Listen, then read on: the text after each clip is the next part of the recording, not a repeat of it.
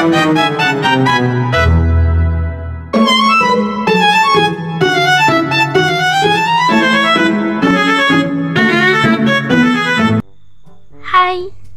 perkenalkan, saya Siti Munawaro dengan NIM 22032046 dari Program Studi Pendidikan Bahasa dan Sastra Indonesia, Fakultas Keguruan dan Ilmu Pendidikan Universitas Islam Darul Ulum Lamongan.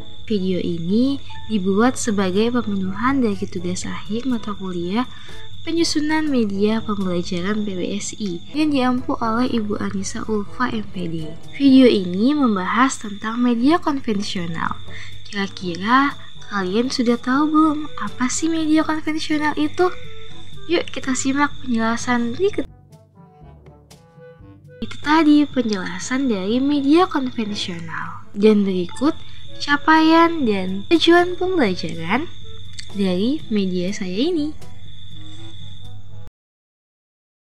Dari penjelasan capaian dan juga tujuan pembelajaran, saya menggunakan media ini untuk mendukung pembelajaran materi drama kelas 11 fase F dengan elemen menulis dan mempresentasikan. Nah, media saya ini saya beri nama Tas Tokoh dan juga Bus Ekspresi.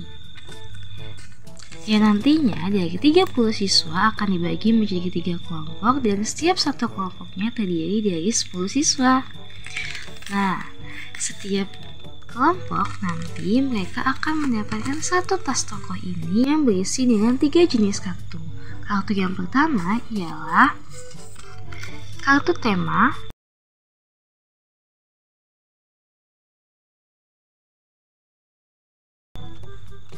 Kartu tema ini berisi tema dari sebuah drama, lalu juga sedikit menjelaskan bagaimana sih konflik dari drama tersebut dan juga beberapa tokohnya. Jenis kartu yang kedua yaitu job text atau tugas masing-masing dari setiap anggota. Jadi setiap kelompok itu bisa 5 orang yang berperan dan juga 5 orang yang ada di belakang layar.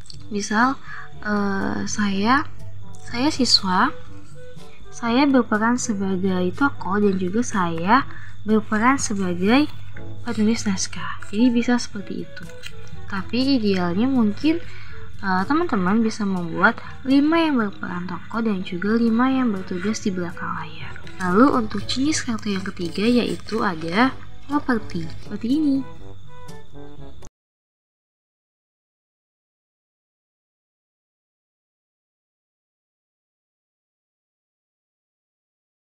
Dari ketiga jenis kartu ini akan ada dalam setiap tas.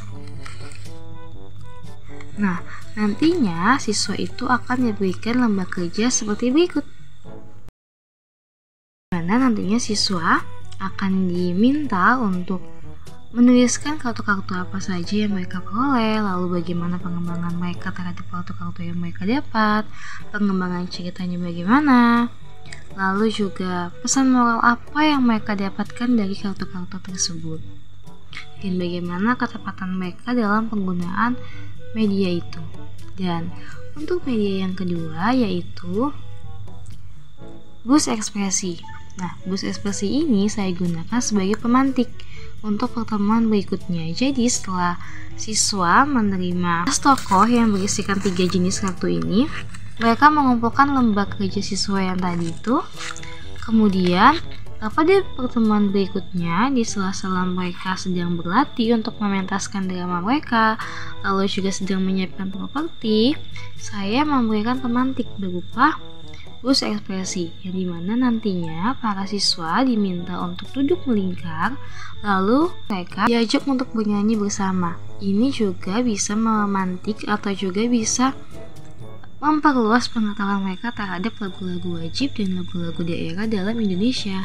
Jadi di saat mereka duduk melingkar nantinya, siswa akan bersama-sama bernyanyi sesuai dengan arahan guru. Semisal, guru meminta untuk menyanyikan lagu wajib, lagu kebangsaan, lalu di saat lagu itu terus berputar mengikuti pergerakan atau lingkaran dari siswa, lalu Ketika guru meminta siswa untuk stop atau berhenti, maka siapa yang memegang bus ini itu merupakan perwakilan kelompok.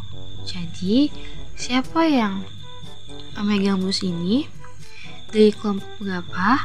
Karena kelompoknya terbagi menjadi 3 kelompok. Semisal saya sebagai siswa dari kelompok 2, maka kelompok 2 harus maju atau mempresentasikan satu scene atau satu adegan yang menurut mereka sangat belum matang.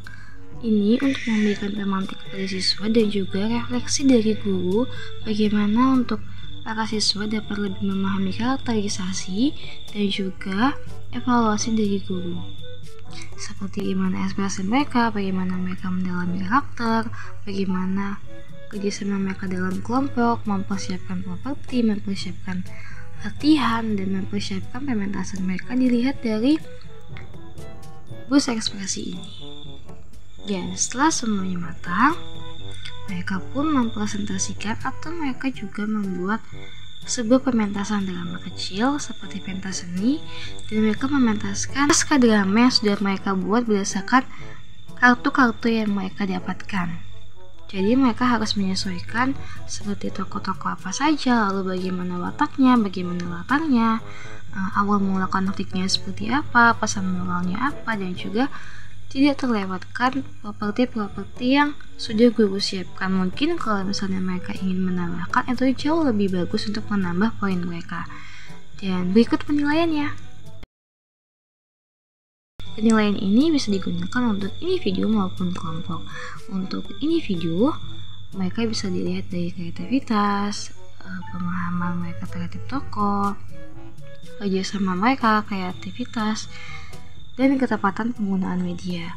Dan untuk penilaian kelompok bisa dinilai berdasarkan kerjasama mereka dan penggunaan media. Demikian video yang dapat saya buat, semoga bermanfaat. See you next time, bye bye.